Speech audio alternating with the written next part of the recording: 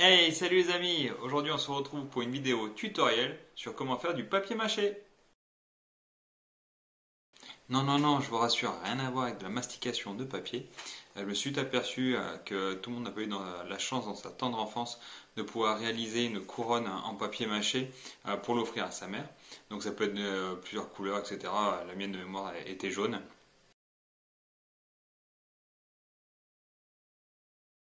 Alors pourquoi le papier mâché? Tout d'abord parce que c'est un élément très résistant, contrairement à l'enduit de rebouchage ou du plâtre qui, quand ça tombe, ça peut se casser. Le papier mâché, une fois qu'il est sec, c'est quasiment incassable. Incassable, incassable, cassé. Après, c'est un élément très léger, donc sur des décors, ça va pas l'alourdir. Et ça, c'est quelque chose qui me plaît beaucoup. Et puis, c'est un élément également très économique.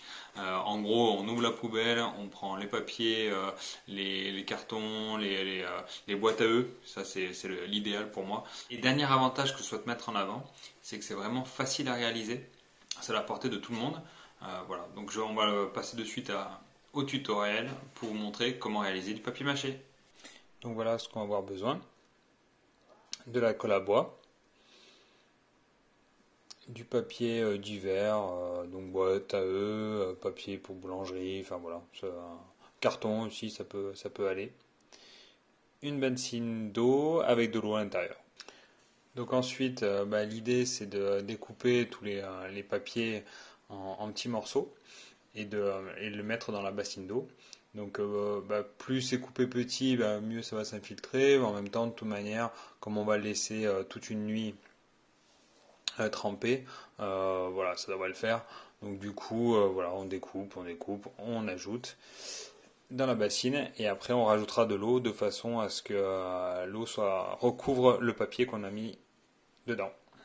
Donc après avoir laissé le papier tremper toute une nuit, on obtient ça et donc l'idée ça va être d'écraser le papier dans ses mains de façon à enlever le plus d'eau possible. Voilà, donc du coup on écrase et voilà ce qu'on obtient une fois qu'on l'a mixé. Alors, il faut savoir que c'est pas une étape obligatoire, il suffit d'incorporer ensuite de la colle. Voilà, une fois qu'on a incorporé la colle, on obtient une pâte comme ça là. Et donc après, il n'y a plus qu'à appliquer sur les décors. Donc, par exemple, pour boucher les trous, il suffit de prendre un peu de pâte et d'aller coller dessus. Après, j'avais une autre problématique, moi, c'était sur ce décor-là, où en fait on voit qu'il y a une rainure ici là, qui est trop importante. Donc c'est vrai qu'avec ça on va pouvoir adoucir la pente. Donc voilà le résultat final. Donc ça permet, voilà, comme j'ai dit tout à l'heure, d'adoucir les pentes, de boucher les rainures.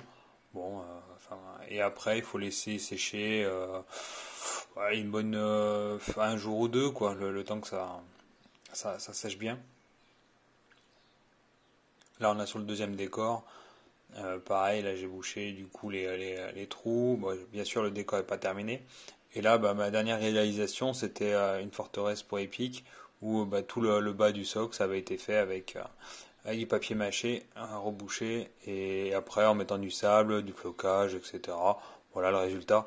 Donc moi j'en suis sacrément satisfait.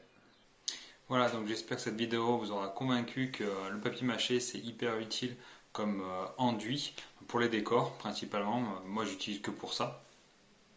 Peut-être que pour les socles on pourrait le faire, mais voilà.